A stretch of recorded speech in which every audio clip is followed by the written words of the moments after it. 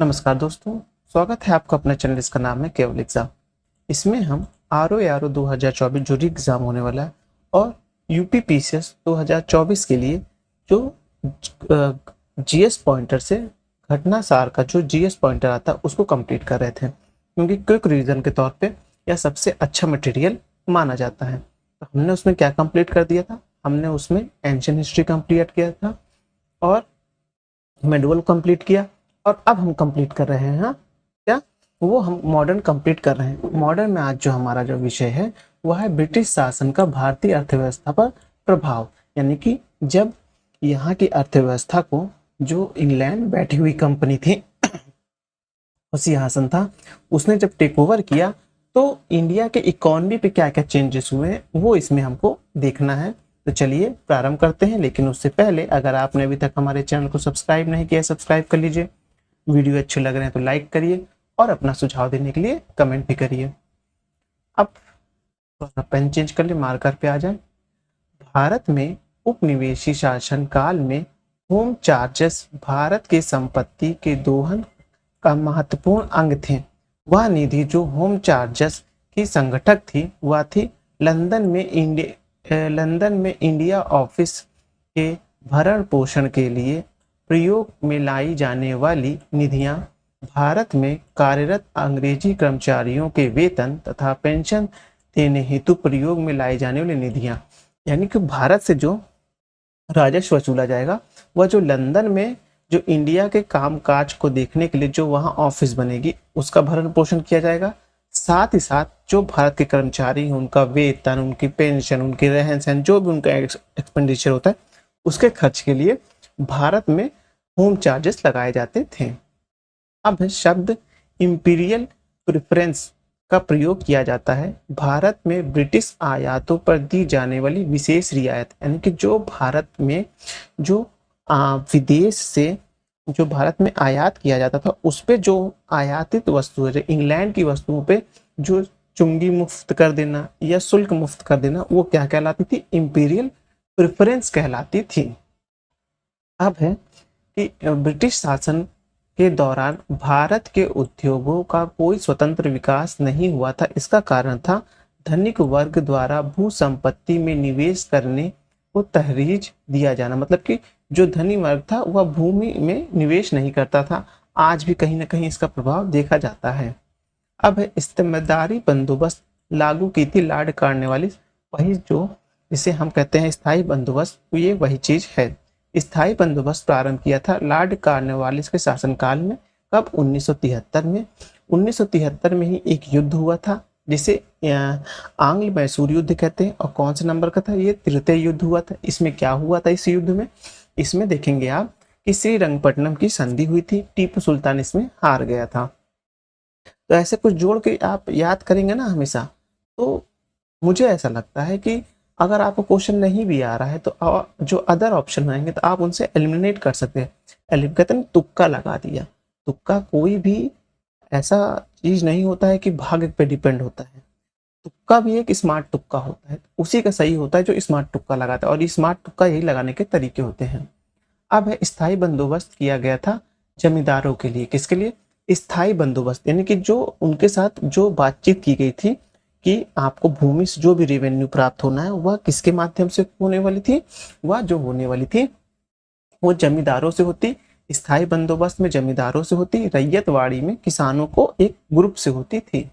अब है कि लॉर्ड कॉर्नवालिस द्वारा स्थायी बंदोबस्त लागू किया गया था। कब? 1793 में लागू किया गया था।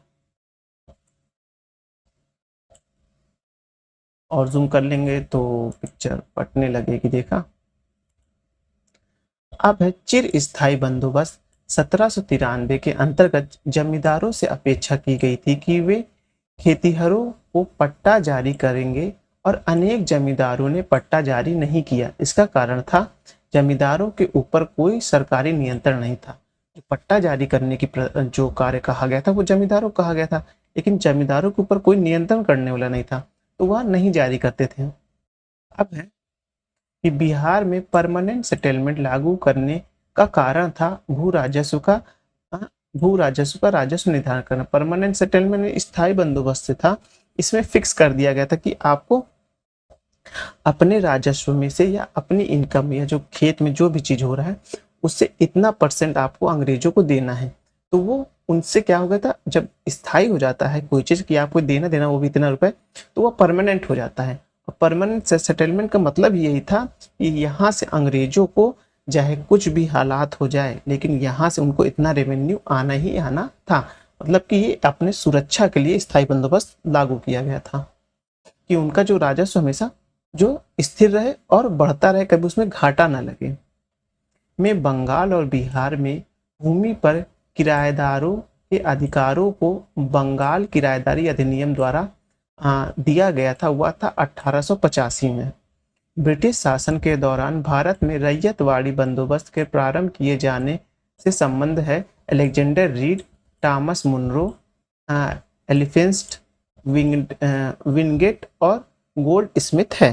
याद रखिएगा, रैयतवाड़ी जो व्यवस्था थी उसको किसने जो लागू किया था, अलेक्जेंडर रीड और टॉमस मुनरो। टॉमस मुनरो का नाम आपको याद होना जरूरी है और ये सब जो नाम है इसको भी ध्यान में रखिए, क्योंकि आजकल ऐसे ही पूछ लेगा, कोई एक क्वेश्चन बनाएगा नीचे पूछ 4 ऑप्शन दे देगा कौन कौन इससे व्यवस्था से जुड़ा हुआ है, तो आपको ये बात याद होनी चाहिए कि Alexander Read, Thomas Munro, Elphinstone Wingate और गोल्ड स्मिथ हैं। अब है सर टॉमस मुनरो, जिस भू राजस्व व्यवस्था से संबंधित थे वह था रैयतवाड़ी बंदोबस्त। अंग्रेजों ने रैयत बंदोबस्त लागू किया था मद्रास और बंबई में।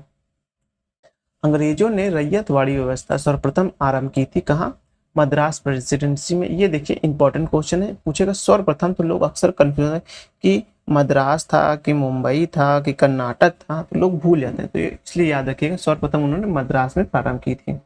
अब है ब्रिटिश व्यवस्था में रैयतवाड़ी भू राजस्व संग्रह प्रचलित था, किस लिए, दक्षिण और पश्चिम भारत से था। अब है रैयतवाड़ी बंदोबस्त के संदर्भ में सही कथन है, किसानों द्वारा लगान सीधे सरकार को दिया जाता था, सरकार रैयतों को पट्टा देती थी, कर लगाने के पूर्व भूमि का सर्वेक्षण और भूमि मूल्यांकन किया जाता था। यानी कि जो भूमि सर्वेक्षण से पता चलता था कि अगर किसी की उपजाऊ भूमि है तो उसके ऊपर ज्यादा कर लगेगा, जिसकी बंजर भूमि है उसके ऊपर कम कर लगेगा या नहीं लगेगा, या जिसकी कम उत्पादन वाली जमीन है उस पे जो मध्यम वर्ग का कर लगेगा। तो इससे ये कैसे निर्धारित होता है, यह भूमि के सर्वेक्षण से निर्धारित होता था कि किस भूमि में कितना उपजाऊ हो सकता है। और यहाँ जो जमींदारों को बाईपास करके सरकार ने सीधे रैयतों यानी किसानों से सीधा टाई अप कर लिया और उनके लिए एक कर प्रणाली लागू कर दी थी। तो आप ये अब ध्यान हो गया। अब इसके आगे देखते हैं, एक मिनट के। अब है वह प्रथा जिसके तहत किसान स्वयं भूमि का मालिक होता था और सरकार को भू राजस्व के भुगतान के लिए जिम्मेदार माना जाता था, वो रैयतवाड़ी व्यवस्था थी। और जब स्थायी बंदोबस्त में क्या था, इसकी जिम्मेदारी मानी जाती थी भुगतान की, वह जमींदारों की मानी जाती थी। सत्य कथन है, ब्रिटिश सरकार ने भारत के अलग अलग भागों में भू राजस्व की अलग अलग व्यवस्था लागू की थी। इससे भारतीय किसानों में अलग अलग वर्ग बन गया था कि जब देखेंगे कहीं जमींदारी वर्ग आ गया, कहीं रैयतवाड़ी वर्ग आ गया, तो यही सब इसकी बात हो रही है। अब असम में सर्वप्रथम चाय कंपनी स्थापित की गई थी, 1839 में स्थापित की गई थी। आपको याद होगा कि जो चाय और चीन के साथ भी व्यापार पूर्णतः समाप्त कर दिया गया था 1833 के एक्ट के माध्यम से। तो उसके बाद असम में सर्वप्रथम एक चाय कंपनी आई की स्थापना की गई, जिसका जो सन था 1839। अब है पंजाब भूमि हस्तांतरण अधिनियम पारित किया गया था, सन 1900 में पारित किया गया था। पंजाब भूमि हस्तांतरण अधिनियम था वो।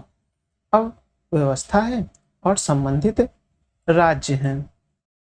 जजमानी वह उत्तर भारत में आप जानते हैं, ऐसे याद रख लीजिए ना कि उत्तर भारत के लोग अक्सर जजमान कुछ देंगे पैसा। 12 बालूट ये महाराष्ट्र की है, मिरासिस वो तमिलनाडु की है, अडेडा कर्नाटक की है, और डेटा तो याद रहेगा आपको, कर्नाटक का जमींदारी प्रथा उत्तर भारत में, 12 बलूट महाराष्ट्र में, फिर मिरासिस क्या है तमिलनाडु में। हो सकता है प्रश्न ऐसे बन जाए कि निम्नलिखित में से शब्द 12 बालूट महाराष्ट्र के आधुनिक भारत के इतिहास में किससे संबंधित थी? तो ये व्यवस्था थी। अब ब्रिटिश भारत में सैन्य बल पर केंद्र राजस्व का कितना प्रतिशत व्यय होता था? तो कितना होता था? 40% होता था। कि भारत में जो सैन्य बल पे वर्तमान देखिए जो हमारा वो आता है बजट आता है उसमें ना कि रक्षा को इतना प्रतिशत दिया गया, और शिक्षा में इतना प्रतिशत दिया गया, हॉस्पिटल में इतना दिया गया। ठीक वही बात हो रही है कि सैन्य बल पर केंद्र राजस्व कुल कितना प्रतिशत व्यय होता था? वह 40% होता था। अब यहाँ साइड में जो कट रहा है वह मैं पढ़ दूंगा, मेरे पास बुक है, मैं उसको अच्छे से पढ़ दूंगा और आपको कोई दिक्कत नहीं होगी। लेकिन उससे पहले थोड़ा पानी पी लें। अब है दादा भाई नौरोजी ने दादा भाई नौरोजी द्वारा प्रतिपादित अपवा सिद्धांत का सही परिभाषा है कि भारत में राष्ट्रीय संपदा का एक भाग अथवा कुल व्यय का या उत्पादन का ब्रिटेन को निर्यात कर दिया जाता है, जिसके लिए भारत को कोई वास्तविक प्रतिफल नहीं प्राप्त होता है। मतलब कि भारत से एक धन वापस निकल जाता है, लेकिन उस धन से जो हमें लाभ होना चाहिए था वह लाभ हमें नहीं मिल पाता है, क्योंकि जो विदेशी कंपनी होती है उनका इन्वेस्टमेंट कहाँ हो जाता है? वह ब्रिटेन में हो जाता था। इसलिए अब है अंग्रेजों के शासनकाल में भारत के आर्थिक दोहन के सिद्धांत का प्रतिपादन किसने किया? वह दादा भाई नौरोजी ने किया। निकास के सिद्धांत का प्रतिपादन किया किसने? दादा भाई नौरोजी ने। सत्य कथन है ब्रिटिश काल में सामान्यतः भारत का व्यापार संतुलन अनुकूल था। धन की निकासी का स्वरूप अति प्रतिफलित निर्यात का था। किसका था? निर्यात का था। अब भारत में उपनिवेशवाद का या के आर्थिक आलोचक कौन थे? दादा भाई नौरोजी, सुब्रमण्यम अय्यर, आर.सी. दत्त थे। अब है बाल गंगाधर तिलक, आर.सी. दत्त, एम.जी. रनाडे तथा सर सैयद अहमद खां में से दादा भाई नौरोजी के उत्पादन सिद्धांत उत्सर्जन सिद्धांत देन थ्योरी से में विश्वास नहीं करते थे। सर सैयद अहमद खान नहीं करते थे, वह इस चेन थ्योरी को नहीं मानते थे, जिसकी आज भी काफी ज्यादा प्रशंसा होती कि उस समय के इंडिया में एक ऐसा व्यक्ति हुआ करता था जिसने पूरे के पूरे जो ब्रिटिश का घिनौना चेहरा था वह उनके समकक्ष ही रख दिया। वह कहते थे कि क्राउन का शासन सभी के लिए समान है। तो उन्होंने वहां ड्रेन थ्योरी के माध्यम से क्राउन को ये बताया कि जो कंपनियां या जो प्रशासन इंडिया में है वह वास्तविक प्रशासन ब्रिटेन का नहीं है। इसीलिए उन्होंने एक बुक निकाली थी un British rule in India नाम से, कि जो ब्रिटिश रूल या इंग्लैंड में इंग्लैंड वासियों के लिए है वो रूल जो है हमारे देश में वह इंडिया के लोगों के लिए नहीं है। यहाँ बहुत ज्यादा शोषणकारी प्रवृत्ति के आर्थिक नीतियां बनाई जा रही हैं। अब poverty and un British rule in India नामक पुस्तक प्रकाशित हुई थी कब? 1901 में हुई थी। Poverty and un British rule of India नामक पुस्तक लिखी थी किसने? दादा भाई नौरोजी ने। अब ब्रिटिश हाउस ऑफ कॉमन में चुने जाने वाले दादा भाई नौरोजी भारतीय थे जिन्होंने इस दल से टिकट जो चुनाव लड़ा था वह लड़ा था उदारवादी दल से लड़ा था। अब है दादा भाई नौरोजी की भारतीय राष्ट्रीय आंदोलन को सर्वप्रथम प्रमाणन किया गया था। कब किया गया था? वह किया गया था उन्होंने इस बात की अभिव्यक्त किया कि ब्रिटिश भारत का आर्थिक शोषण कर रहे हैं। वही जो मैं आपको भी बता रहा था, भारत में ब्रिटिश आर्थिक नीति घिनौनी थी।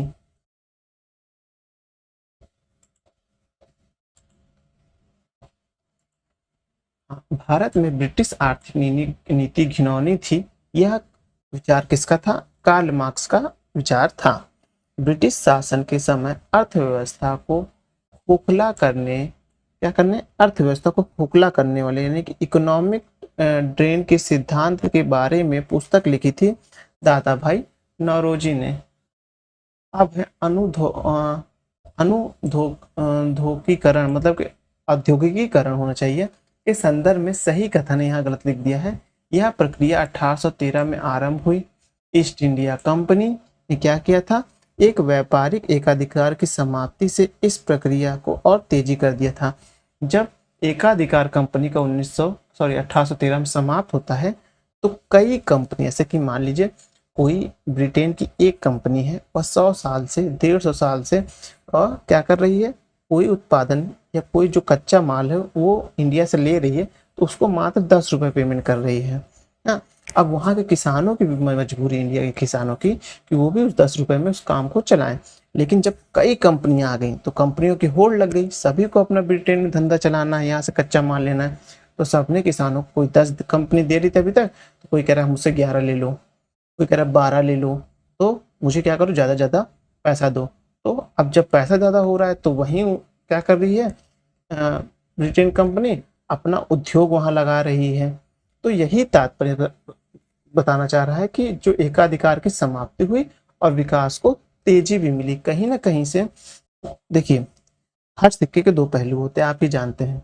बिना शाम के अंधेरे के कोई अस्तित्व ही नहीं है, ये बात आप ध्यान रखिए। ठीक वैसे ही हाँ, अंग्रेजों ने अपने सारे कार्य वे किए जिससे उनको लाभ मिल सके, लेकिन कहते ना, जब हवा चलती तो सभी को लगती है। तो वही हाल है कि कुछ हवा जो है इंडिया के व्यापारियों को भी लग गई, इंडिया के किसानों को भी लग गई। थोड़ा सा अगर वो 100 रुपये कमा रहे हैं तो इंडिया के किसान भी 2-4 रुपये और अतिरिक्त कमा रहे थे, बस इससे तो नहीं। लेकिन हम यह मान ले कि हाँ, उन्होंने इस तरह के एकाधिकार खत्म करके भारत के व्यापार को बढ़ावा दिया, तो ये अपने आप में एकदम ऐसा तर्क है कि जिसका कोई कुतर्क किया नहीं जा सकता। ऐसा बड़ा कुतर्क कोई है ही नहीं। इसीलिए हाँ, कभी इंटरव्यू में आपसे पूछा जाए इस तरह का प्रश्न तो हाँ, आप इस चीज को थोड़ा एग्री करिए, हाँ भारत में कुछ तो लाभ हुआ इस चीज का, लेकिन यह मान लेना कि उन्होंने यह लाभ पहुंचाने का जो उनका उद्देश्य था वह भारतीयों को पहुंचाने का उद्देश्य था, तो यह अपने आप में गलत कथन है। उनकी कहीं से ऐसी मानसिकता नहीं थी कि भारतीय उद्योगों को फला फूला जाए। अब आगे देखते हैं कि दक्षिण भारत का सिंचाई व्यवस्था के अग्रदूत माने जाते हैं सर थॉमस मुनरो। कौन माने जाते हैं? सर थॉमस कॉटन नाम है यहाँ पर, सॉरी, कि दक्षिण भारत की सिंचाई व्यवस्था के अग्रदूत माने जाते हैं सर आर्थर कॉटन। याद रखिएगा, सर आर्थर कॉटन, ऐसे याद रखिएगा कि दक्षिण भारत की बात हो रही ना। देखिए, एक मैप खींचते, जैसे यहाँ आ गया आपका महाराष्ट्र, फिर आ गया यहाँ कर्नाटक। कर्नाटक को हम दक्षिण भारत में मान लेते हैं, मुंबई को हम किसमें, महाराष्ट्र किसमें मानते हैं, पश्चिम भारत में मान लेते हैं। अब देखिए, आपको पता होगा यहाँ काली मिट्टी ज़्यादा पाई जाती है इस एरिया में। यहाँ क्या होता है, कपास ज़्यादा होता है। कपास को हिंदी में क्या कहते हैं, कॉटन कहते हैं। ऐसे मान लीजिए दक्षिण भारत के जो सिंचाई व्यवस्था अग्रदूत किसे माना जाता है, कॉटन को माना जाता है। अगर आपको कॉटन याद नाम रहेगा तो वो भी आपको कई ऑप्शन एलिमिनेट करके ये आपको सीधा आंसर मिल जाएगा। सर आर्थर कॉटन आपको याद होना चाहिए। ये मैंने मैप के थ्रू थोड़ा समझाने की कोशिश की, बाकी ये हुआ रफ।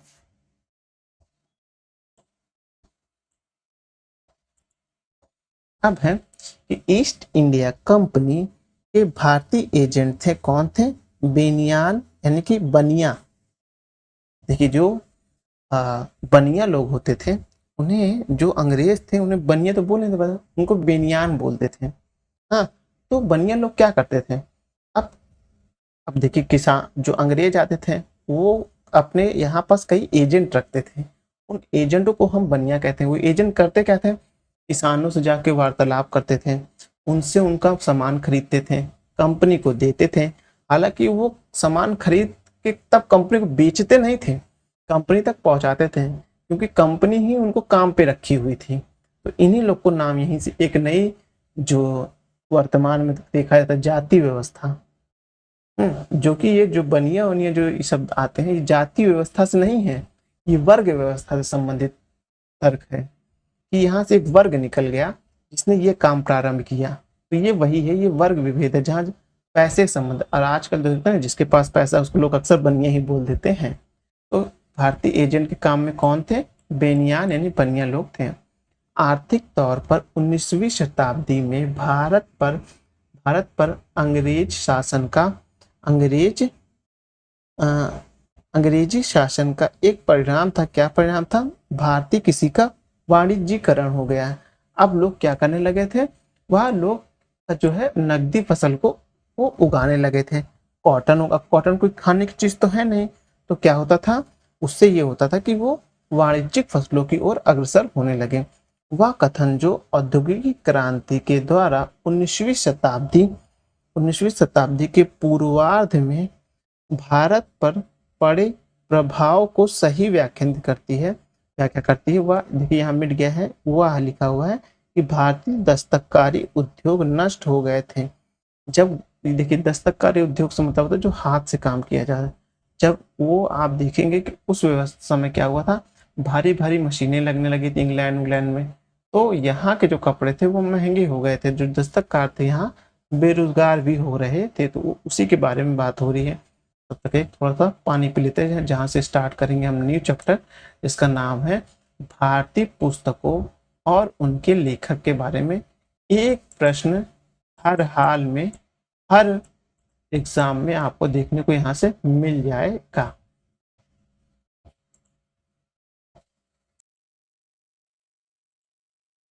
चलिए देखते हैं आगे क्या है। कि पुस्तकों के बारे में देख लेते हैं, क्योंकि इनसे सिर्फ सीधी डायरेक्ट क्वेश्चन बनेगा, इस पुस्तक के लेखक कौन है, बस इससे ज्यादा और कुछ नहीं बनेगा। और ये सब बैक ईयर ही बनते हैं, इसमें नए क्वेश्चन नहीं बनते हैं, आप इस चीज को विश्वास करिए। अब है, अब कोई जो नए जो क्वेश्चन बन जो बुक के बारे में पूछ लेगा, वो देखिएगा करंट का सब्जेक्ट होगा, वो इतिहास में नहीं होगी। इतिहास में बुकें जितनी पूछनी थी पूछ ली गई हैं। अब जो नई पुस्तकें निकल रही हैं उन्हीं के बारे में पूछता है करंट के तौर पर। अबुल कलाम आजाद, इससे इंडियन विंग्स फ्रीडम, आपको पता ही है अबुल कलाम आजाद की जो बायोग्राफिक थी वो इंडियन विंग्स फ्रीडम थी। एनी बेसेंट की न्यू इंडिया, बाल गंगाधर तिलक केसरी, महात्मा गांधी हिंद स्वराज, बापू माई माई मदर शीर्षक संस्करण लिखा था किसने? मनु बहन ने लिखा था। किसने लिखा था? मनु बहन ने लिखा था। बापू माई मदर शीर्षक से एक जो पुस्तक लिखी गई थी उसके लेखक कौन थी? लेखिका मनु बहन थी। गीता रहस्य नामक ग्रंथ लिखा था किसने? बाल गंगाधर तिलक। अरविंदो घोष ने लिखा था द लाइफ डिवाइन लिखा था। The rise and growth of economic nationalism in India पुस्तक के लेखक कौन थे? बिपिन चंद्र थे। अस्पृश्य समुदाय के लोगों को लक्षित कर प्रथम मासिक पत्रिका विटाल विध्वंसक प्रकाशित की थी, गोपाल बाल वालंगर द्वारा की गई थी। 19वीं शताब्दी के प्रथम इतिहासकार जिसने राजस्थान की सामंतवादी व्यवस्था के बारे में लिखा था वो थे कर्नल जेम्स टाउन थे।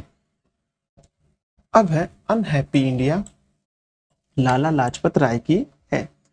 दुर्गेश नंदिनी, वो है बंकिम चंद्र चटर्जी की। Poverty and un British rule of India, दादा भाई नौरोजी की। लारी लारी कॉलिंस एंड डोमिनिक लेपियर की फ्रीडम एट मिडनाइट लिखी थी। अब है दुर्गा दास, वो है उन्होंने लिखी थी इंडियन क्रॉम कर्जन टू नेहरू, मतलब कि जो कर्जन आया था वो कर्जन से नेहरू तक का जो काल लिखा था वो दुर्गा दास ने लिखा था।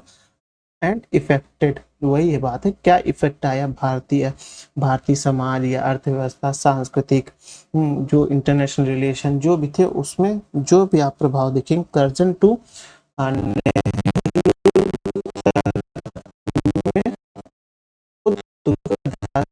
लिखी गई थी।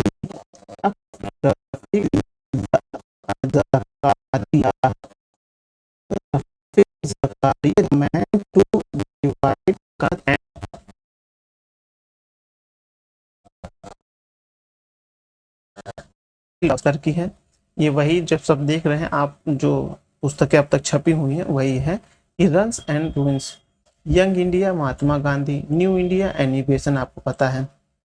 अब है वैलेंटाइन शिरोल, वो है इंडियन अनरेस्ट। इन्होंने वैलेंटाइन शिरोल नहीं, जो बाल गंगाधर तिलक को अशांति का जनक भी कहा था। अब है सुभाष चंद्र बोस, उन्होंने लिखी थी द इंडियन स्ट्रगल।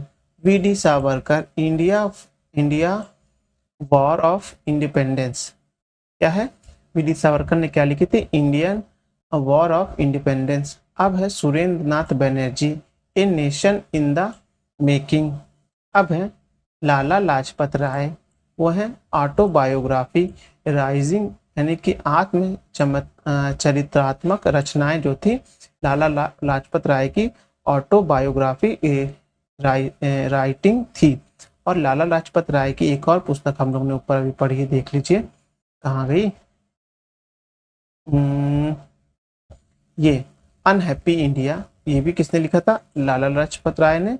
और अभी हम लोग ने यहाँ जो देखा, लाला लाजपत राय ने एक अपनी ऑटोबायोग्राफी राइटिंग जो है आत्मचरित्रात्मक रचनाएं भी लिखी थी। Jawaharlal Nehru discovery of India लिखी थी। जब क्लास, अगर आप यूपी बोर्ड से पढ़े होंगे तो शायद अभी भी क्लास 10th में गंगा नाम से इंग्लिश में एक चैप्टर है, चैप्टर नंबर 4 है जहाँ तक मुझे याद आ रहा है, जब हम लोग ने पढ़ी थी तब वहाँ जो गंगा है, जो गंगा के ऊपर जो लिखा है वो पूरा जो लेसन है उसमें आपको इस बुक का रेफरेंस मिल जाएगा, डिस्कवरी ऑफ इंडिया। अब है history of the freedom movement in India, इसने लिखी थी? ताराचंद ने लिखी थी। History of the freedom movement in India किसने लिखी थी? ताराचंद ने लिखी थी। History of the freedom movement in Bihar के दत्त ने लिखी थी। फिर से याद है कि history of the freedom movement in India मतलब कि वह पल या इतिहास के वह पन्ने जो यह दर्शा रहे थे कि जिस वक्त स्वतंत्रता के लिए लड़ाई चल रही थी उस समय भारत का माहौल क्या था। तो history of the freedom movement in India, Bharat की स्वतंत्रता में जो भी पहलू आए थे उनके बारे में आएगा तो ताराचंद लिखेंगे, लेकिन जब बिहार के बारे में आएगा तो के दत्त लिखेंगे। आनंद मठ आपको पता है बंकिम चंद्र चटर्जी की है। अब है कि प्रिंसेस ऑफ जीसस राजा राम मोहन राय की है। यह एक नई पुस्तक, अभी जो नई पुस्तक नहीं मतलब नया नाम है ये। इससे पहले राजा राम मोहन की कोई और जो कहानी थी मतलब उदंड ये सब आ जाती थी, लेकिन अभी जो एक नया नाम आ गया उनकी एक नई पुस्तक का, उसको भी देख लीजिए और याद कर लीजिए कि प्रिंसेस ऑफ जीसस किसकी है? राजा राम मोहन राय की। अब है आवर इंडियन मुसलमान कैसे हैं? W हंटर के द्वारा लिखी गई है। यह वही व्यक्ति थे जिन्होंने फूट डालो राज करो नीति का बीज बोया था। तो इन्होंने ऐसे पुस्तक लिखी थी आवर इंडियन मुसलमान, इनको खुश करने की, तुष्टिकरण की नीति अपनाने के लिए हुई थी। भारत में कोई भी व्यक्ति ने किसी भी विशेष समुदाय को के लिए जो राजनीति का सहारा लिया, उस राजनीति में जो तुष्टिकरण, एक विशेष समुदाय के तुष्टिकरण की जो नीति अपनाई गई है वह भारत के लिए सदैव विनाश का कार्य की है, सदैव उससे हिंसा हुई है, ये बात ध्यान रखिएगा। इसीलिए कोई भी पार्टी या कोई भी व्यक्ति अगर तुष्टिकरण की राजनीति करता है उससे ज्यादा बेकार व्यक्ति इस धरती पे कोई नहीं है। इसलिए तुष्टिकरण वाली कभी कोई बात नहीं करनी चाहिए।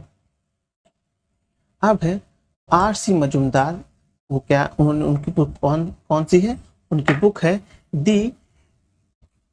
उनकी बुक का नाम है दी शेपर्स म्यूनिटी इन रिवोल्ट ऑफ 1857 है, R.C. मजूमदार की है। इन्होंने जब अपनी बुक लिखी थी तो उस सरकार से इनकी अनबन हो गई थी, जिस वक्त इनकी ये पुस्तक सरकार द्वारा पब्लिश कराने से थोड़ा परहेज की जाई थी या रोक दिया गया था एक समय के लिए। उस बुक का नाम क्या था? The sepoys mutiny and revolt of India.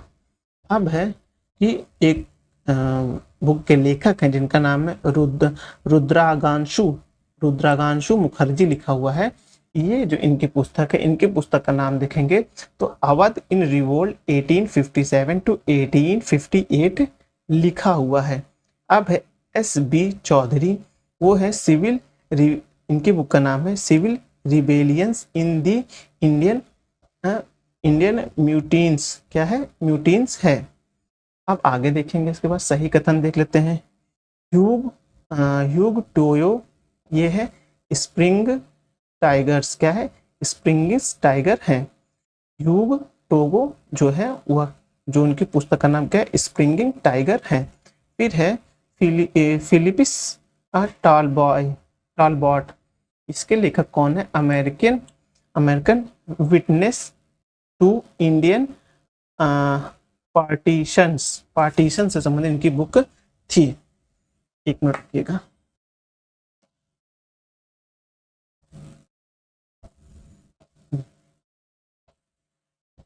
अब देखते हैं कि आया हुआ स्प्रिंगिंग टाइगर पुस्तक की जीवनी किसकी है, वह सुभाष चंद्र बोस की है, याद रखिएगा। अब जो स्प्रिंगिंग टाइगर्स जीवनी के जो लेखक थे कि स्प्रिंगिंग टाइगर को ह्यूग टोयो, कौन थे, ह्यूग टोयो, देखिए यहाँ लिखा हुआ है। अब है भगत सिंह की पुस्तक का नाम क्या है, इन इंडोक्शन टू दी डीम लैंड। अब है सचिन नाथ सन्यास बंदी जीवन, सचिन नाथ सन्यास जो पुस्तक है उनका नाम क्या है, बंदी जीवन है। अब है भगत सिंह की जो पुस्तक एक और है कि मैं अनिश्वरवादी क्यों हूँ, क्या है, मैं अनिश्वरवादी क्यों हूँ। तो पुस्तक पढ़िए, बहुत मजेदार पुस्तक है, जीवन के कई राज खोल देगी आपकी। और साथ ही साथ भगत सिंह का जो दृष्टिकोण था, जो वर्तमान में लोगों में चलता है दृष्टिकोण, उनको एक हिंसावादी के तौर पे देखा जाता है कि उन्होंने ये की, खून किया, खराबा किया, जो किया, और पूरा नजरिया ही बदल देंगे। इस पुस्तक में जो उनके हाथ से लिखी हुई पुस्तक थी, उसमें बताएंगे कि पूरे, मुझे लगता है कि ऐसी बुक है जिसने पूरे प्रशासन को हिला के रखा हुआ था। अब है श्याम जी कृष्ण वर्मन, उसमें इनकी पुस्तक का नाम है द इंडियन सोशोलॉजिस्ट। सचिन नाथ सन्यास बंदी जीवन, लाला राम रसन दास दी ड्रीम लैंड, भगवती चरण वोहरा दी फिलासफिस ऑफ बम। अब है इलाइन हिलेंस ऑफ कास्ट के लेखक कौन है, doctor B.R. Ambedkar. Louis Fisher कौन है, the life of Mahatma Gandhi. फिर है फ्रैंक मोरेस, ये Jawaharlal Nehru the biography. Rajendra Prasad Indian divined.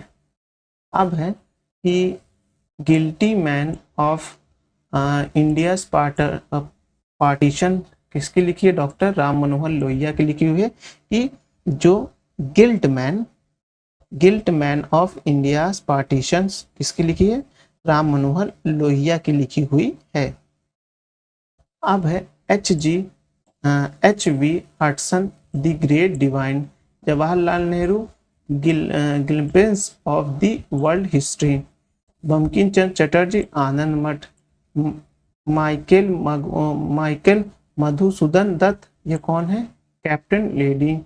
Rabindranath Tagore गोरा। सरोजनी नायडू, ये उनकी बुक का नाम है द ब्रेकिंग विंग्स। अब गीतांजलि का अंग्रेजी संस्करण प्रकाशित हुआ था कब, 1912 में। राम मनोहर लोहिया की जो पुस्तक थी वो है the wheels of history. Mahatma Gandhi ने ब्रिटिश पार्लियामेंट को बोझ और वेश्या कहा था हिंद स्वराज में। महात्मा गांधी ने ब्रिटिश पार्लियामेंट को बाज और वेश्या कहा था हिंद स्वराज में। देखिए, हो सकता है कभी पूरा सेंटेंस आ जाए कि हिंद स्वराज में महात्मा गांधी ने ब्रिटिश पार्लियामेंट को बाज और वेश्या कहा था, तो आपको ऐसा पढ़ के अटपटा लगेगा और पूछ ले, और आप अधिकतर कह देंगे अरे गांधी जी तो ऐसा बोल नहीं सकते हैं, तो आप उसको गलत टिक कर देंगे। लेकिन कुछ चीज़ें ऐसी रहती हैं जिनको हमेशा इंसान को याद रखना चाहिए। तो याद रखिएगा, इस शब्द का जो प्रयोग हुआ था वह हिंद स्वराज पुस्तक में महात्मा गांधी ने किया था। अब है इंडिया फॉर इंडियंस के लेखक कौन है, R.C. दत्त हैं। इंडिया फॉर इंडियंस के लेखक कौन है? आरसी दत्त हैं। कुछ वर्षों पहले ऐसा ही कुछ जो मूवमेंट चला था वह इजराइल में भी चला था। फिर आप देखेंगे कि अपने महाराष्ट्र में भी होता ना कि महाराष्ट्रियों के लिए इस तरह के शब्द आए थे, वो आरसी दत्त के बुक पुस्तक से प्रेरित हैं। अब है गोखले माई पॉलिटिकल गुरु पुस्तक किसने लिखी थी? एम के गांधी। हाँ, ये जो है अच्छी पुस्तक थी, इसको भी आप लोग एक बार देख सकते हैं। अब है कि Dilip Mukherjee terrorist, Mahatma Gandhi my experiment with truth, आपको पता है ये पुस्तक। DP Mishra living an era. प्रसिद्ध पुस्तक फाउंडेशन ऑफ इंडियन कल्चर के लेखक कौन थे? वो उनका नाम था, देखेंगे आप, श्री अरविंद। अब है बहुविवाह नामक पुस्तक लिखी थी किससे? ईश्वरचंद सागर ने। बंकिम चटर्जी, देवी चौधरानी, दीनबंधु मिश्र नील दर्पण, प्रेमचंद शतरंज के खिलाड़ी, चंद्रकांता उपन्यास के लेखक, देवकी नंदन खत्री। अब है अमृतलाल नागर, वो क्या है? ये है अमृत और विष। उसके बाद सुमित्रा नंद पंत, ये है चिदम्बरा। शरत चंद्र चटर्जी, देवदास। जयदेव गीता गोविंद, आपको पता है जयदेव गीता गोविंद का है। जयदेव किसके शासन का, मतलब लगभग किस में आया था, ये कमेंट करिएगा। मैं कुछ आपको इशारा कर दे रहा हूँ कि 1000 ईस्वी से लेकर 1200 ईस्वी के बीच की चर्चा हुई थी। साथ ही साथ इसमें आप देखेंगे गीता गोविंद जयदेव की, इसमें आपको जो पश्चिमी राज्य थे भारत के उस वक्त, जो पूर्व मध्यकाल के दौरान गढ़वाल चंदेल, उनसे संबंधित है। कुछ याद रख लीजिएगा अपने से। अब इसको रफ कर देते हैं। अब है प्रसिद्ध पुस्तक दास कैपिटल लिखी थी किसने? कार्ल मार्क्स के द्वारा। एम.एन. रॉय की उत्प्रवासी साम्यवादी पत्रिका थी, कौन थी? व्यंग्यनाट थी। गीतांजलि, आनंद मठ, सत्यार्थ प्रकाश तथा गीता रहस्य पुस्तक में से वह पुस्तक जिसका संबंध भारत की राष्ट्रवादी आंदोलन के विकास से जोड़ा जाता है, वह नाम है आनंद मठ का। बंगाली देशभक्ति की बाइबिल मानी जाती है, आनंद मठ को मानी जाती है। स्वतंत्रता संग्राम के समय लिखी गई सखा राम गणेश देवस्कर की पुस्तक देशेर कथा के कथन में सत्य है। इस पुस्तक ने औपनिवेशिक राज द्वारा मस्तिष्क की सम्मोहन विजय की विरोध की चेतना की थी। इस पुस्तक ने स्वदेशी नुक्कड़ नाटकों तथा लोक गीतों को प्रेरित किया था। वंदे मातरम का गीत, जिसके द्वारा आज़ादी की लड़ाई में भारत के देशभक्त राजपूतों को बड़े प्रेरणा प्रदान करने की अंकित की थी, आनंद मठ में अंकित है। अब क्रांतिकारी रचना चेतावनी रा चुंगडा के रचयिता थे, कौन थे? केसरी सिंह बरहट थे। महात्मा गांधी ने अपनी आत्मकथा मूल रूप से लिखी थी गुजराती में। हिंद स्वराज महात्मा गांधी द्वारा लिखी गई थी गुजराती में। एम के गांधी हिंद स्वराज लिखी थी 1909 में। भारतेंदु हरिश्चंद्र की प्रसिद्ध कृति है भारत दुर्दशा। अंधेरी नगरी चौपट राजा नामक पुस्तक के लेखक थे, कौन? आप देखेंगे हरिश्चंद्र थे। सुब्रमण्यम भारती कवि थे तमिल के। भारत भारती के लेखक कौन थे? मैथिली शरण गुप्त। राष्ट्र कवि की उपाधि अपने साहित्यिक कृतों द्वारा भारतीय स्वतंत्रता संग्राम हेतु प्राप्त हुई थी मैथिली शरण गुप्त में। नील दर्पण नील की खेती करने वाले किसानों के शोषण पर आधारित नाटक थी। अब है घासीराम कोतवाल नामक नाटक के लेखक का नाम विजय तेंदुलकर है। उर्दू रंगमंच पारसी थिएटर पर बहुत अधिक आधारित हुआ करते थे। अब है संघर्ष की ओर पुस्तक के लेखक हैं जयप्रकाश नारायण। उसके बाद देखेंगे प्रिजन डायरी पुस्तक लिखी थी जयप्रकाश नारायण ने। ए पैलेस टू इंडिया पुस्तक के लेखक हैं E.M. Fosters. India struggle for independence पुस्तक के लेखक हैं बिपिन चंद्र हैं। देखिए यहाँ साइड से जो कटा होगा मैं उसको पढ़ दूंगा, परेशान होने की बात नहीं। एक मिनट रुकिएगा। चलिए, the rise and growth of economic nationalist in India के लेखक हैं बिपिन चंद्र हैं। उसके बाद देखेंगे Indian national movement the long term dynamics के लेखक हैं बिपिन चंद्र हैं। उसके बाद देखेंगे कि out of print newspaper journalist and the businessman of news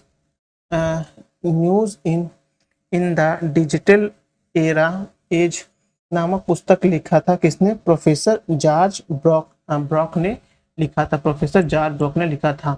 mother India पुस्तक के लेखक हैं कैथरीन म्यो। फिर सही कथन है the fastest India war office independence Vinayak Damodar Savarkar द्वारा लिखी गई है। साधना रविंद्रनाथ टैगोर की है। झंडा गीत लिखा गया था वह श्यामलाल पार्षद के द्वारा।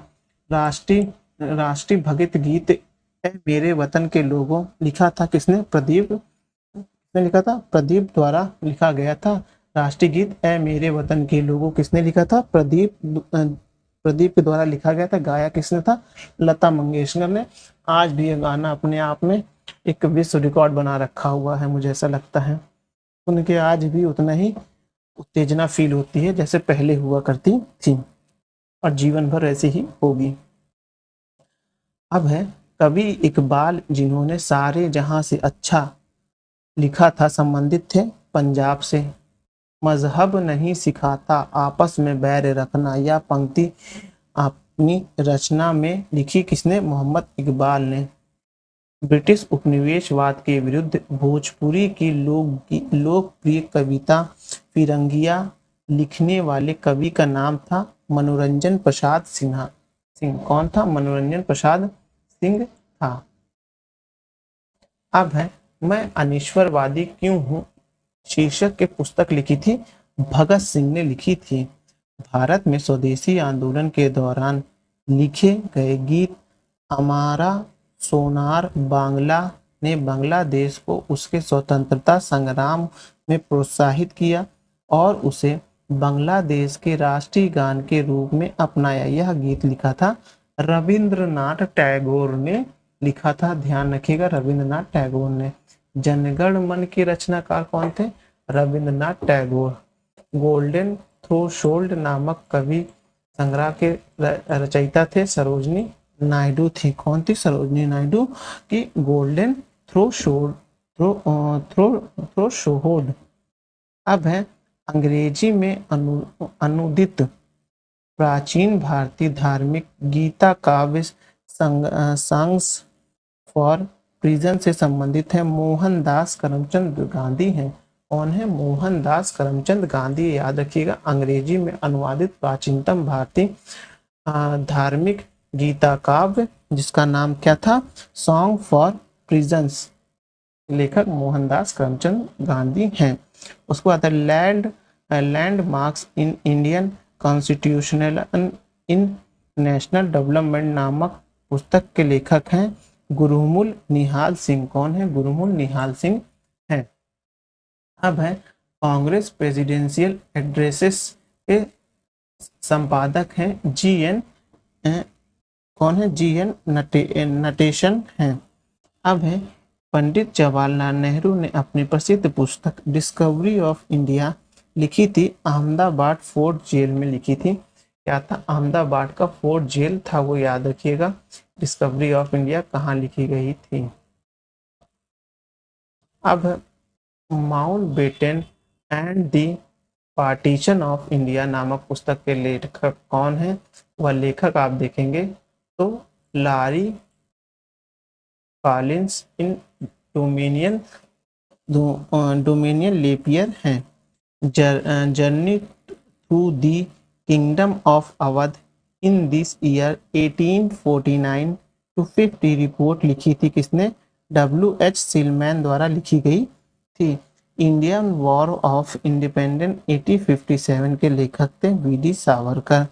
अब उसके बाद देखेंगे कि Ramesh Chandra Dutt the economic history of India under British rule.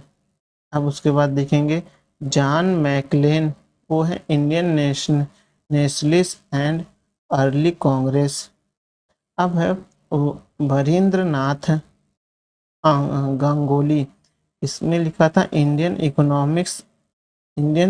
Economics third 18 century perspective से।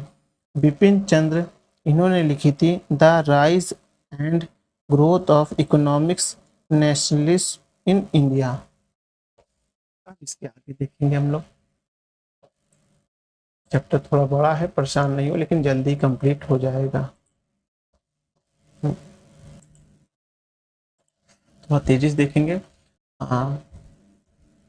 प्लांट इकोनॉमिक्स फॉर इंडियन पुस्तक के लेखक एम विश्वरैया हैं। The roots of Indian ancient India के लेखक W.S. क्या नाम इनका? W.S. फेयर सर्विस है। पुस्तक भारत की दूसरी स्वतंत्रता के लेखक हैं कि M.G. देवा सहायाम। अब है एक तरफ सही सुलेमित है, देख लेते क्या क्या है इसमें। कि प्री प्रवास अयोध्या प्रसाद सिन्हा उपाध्याय हरिऔध, गबन प्रेमचंद, एटर्नल इंडिया इंदिरा गांधी, शाहनामा फिरदौसी। अब है ऑटोबायोग्राफी ऑफ एन एनोनम इंडिया, ये कौन है? नीरद सी चौधरी। इंडिया ए वुंडेड सिविलाइजेशन, कौन लिखा था? ये V.M. नायलॉर्ड। अब है कन्फेशंस ऑफ द कल्चर, ये है Mulk Raj Anand. The Indian teacher R.K. Narayan. Planning and the poor नामक शीर्षक के लेखक है B.S. Minhas. The problem of the Far East नामक पुस्तक के लेखक कर्जन। दी अनटोल्ड स्टोरी लिखी थी जनरल कैल ने। प्रसिद्ध पुस्तक द अल्फाबेट के लेखक थे डेविड डिरियंस। उसके बाद ए गैलरी ऑफ रस्किन पुस्तक के लेखक हैं रस्किन बॉन्ड। उसके बाद द क्राउडेड डे पुस्तक के लेखक हैं एंथोनियन रीड तथा डेविस फिशर्स। M.C. चौधरी, वो थे civil rebellions in the India mutinies 1857 to 19। Ashok Mehta the great rebellions. अब है my music my life Ravi Shankar. Aadha Gaon शाही महसूस राजा राधा रमाकांत रथ। द फिल्मफेयर, वो है लक्ष्मण गायकवाड़। बाकी इतिहास बदला सरकार। सीता स्वयंवर विष्णुदास भार्गव भावे। ययाति, वो है विष्णु सखा राम खंडेकर। अब है गिद्ध जब्बार पटेल। अब है शशि थरूर, वो है शो बिजनेस। अमिताभ, वो है circle of reason. Anita Desai, वो आप देखेंगे क्या है? वो है clean life of day. Vikram Chandra, अब है वो देखेंगे love and longing in Bombay. घर और अदालत किसने लिखी थी? लीला सेठ ने। झोपड़ी से राष्ट्रपति भवन तक किसने लिखी थी? वो महेंद्र कुल श्रेष्ठ ने लिखी थी। इमेजिंग इंडिया, वो है नंद नीलेमणि। फिर है जानी टू बाबूडम एंड नेतालैंड, इसने लिखी थी T.S. आर्ट सुब्रमण्यम ने लिखी थी। देखिए ये पुस्तक तो इंग्लिश में लिखी, फिर हिंदी में पढ़ने में थोड़ा दिक्कत हो रही है, और उसमें घबराने की बात नहीं, जल्दी चैप्टर कंप्लीट हो जाएगा आपका। उसके बाद हम नए चैप्टर से नए जो वीडियो में जंप करेंगे। गोदान और गबन दोनों ने जिस लेखक ने रचना लिखी थी उसका नाम था मुंशी प्रेमचंद था, सभी जानते हैं इनके बारे में। निराला के लेखक थे मुंशी प्रेमचंद थे। उसके बाद देखेंगे रोज ए वतन के पुस्तक लेखक मुंशी प्रेमचंद थे। मालगुडी डेज के रचनाकार आर के नारायण थे। ये पहले आप देखेंगे, इसके बारे में नाटक भी आया करता था, आज से करीबन 20 साल पहले डीडी न्यूज पे आप लोग ने देखा होगा, अगर होंगे तो। Hence Christian hence Christian Anderson के रचना की थी पारसी की कहानी द्वारा, सही सुमेलित है। Manishankar Aiyar the Pakistani papers, Savita Pande the futures of NPT. उसके बाद है फिलिप डायर, वो था दी पाथ टू पावर 1769 से 1799। द गोल्डन गेट के रचयिता विक्रम सेठ। लखनऊ बॉयज शीर्षक से अपनी आत्मकथा लिखी थी विनोद मेहता ने। साइलेंट स्प्रिंग के लेखक हैं Rachel Carson. The this the satanic verses लिखा था किसने? सलमान रुश्दी ने लिखा था। Two years in months and twist and night के लेखक हैं सलमान रुश्दी। नेम से एक पुस्तक के लेखक हैं झुम्पा लहड़ी। आपका दी, एक मिनट रुकिएगा, दी रोड अहेड नामक पुस्तक के लेखक हैं बिल गेट। मानस के हंस के लेखक अमृतलाल नागर। मुंशी नहीं कहते सुमित्रानंद पंत लिखा विख्यात है, वो क्या है के लिए विख्यात है? वो छायावादी लेखक के रूप में विख्यात है। डायना डायना डायना इन ट्रिब्यूट के लेखक हैं जूलियन डेलानो। अब है हैरी पॉटर उपन्यास के कार्सेनियस का हैं जादू के मंत्री। स्वर्गीय हरिश्चंद्र राय बच्चन की कविता का सही क्रम है मधुशाला, मधुबाला, मधुकलश। याद रखिएगा, कहाँ नीचे चला जाता है यार ये बार बार। ये मधुशाला, मधुबाला, मधुकलश इंपॉर्टेंट है ये थोड़ा सा। अब उसके बाद है पुस्तक पुस्तक bullet for bulletin my life is in police officer के लेखक हैं जूलियस रिबेरो। पुस्तक romancing with life in bio autography इसने लिखी? वो देवानंद ने लिखी। The struggle is my life कौन किसने लिखी थी? नेल्सन मंडेला ने लिखी थी। The struggle and the light of वो लेक वालेसा ने। फ्रेंड्स एंड फोन्स के लेखक कौन है? शेख मुहिजुद्दीन रहमान हैं।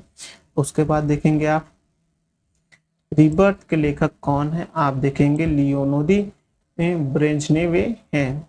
प्राइस ऑफ पार्टीशन के लेखक कौन है?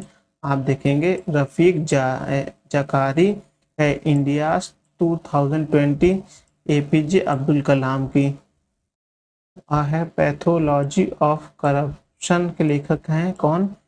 एस.एल. गिल हैं। यूलिसिस के लेखक कौन है? जेम्स जायस हैं। अब है W.C. स्मिथ के लेखक कौन है? वो है modern Islam in India. Khalida bin Raid के लेखक कौन है? पाकिस्तानी कहते फॉर्मेटिव। मोइन शकीर वो है खिलाफत टू पार्टीशन। पीटर हार्डी के लेखक कौन है? The Muslim of British India. ये पेज उल्टा हो गया है यार, ये भी पेज उल्टा हो गया है, ये कैसे हो सकता है यार?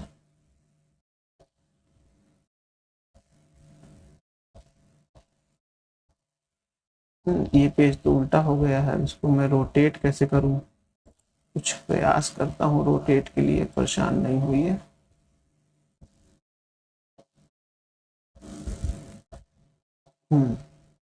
ये तो रोटेट हो गया, ये भी रोटेट हो गया। कोई नहीं, हम लोग का काम चलना चाहिए, बाकी कोई रोटेट हो या ना रोटेट हो कोई दिक्कत की बात नहीं है। हार्ट ऑफ इंडिया पुस्तक के लेखक हैं मार्क मार्क टूली। फिर है लज्जा पुस्तक के लेखक हैं तस्लीम नरसीम हैं। पुस्तक ये सब जो आ रही ना, सब नई नई पुस्तक हैं, ये सब जो अभी हाल ही में है, तो इनको इतना कोई इम्पोर्टेंस नहीं है। मैं धीरे धीरे कर दे रहा हूँ, आप लोग भी एक बार इसको पढ़ लीजिएगा, इसमें कोई वो नहीं है इतना। अगर आपको पढ़ना हो तो ऐसे कमायनी पढ़ लीजिए, जयशंकर प्रसाद की है। फिर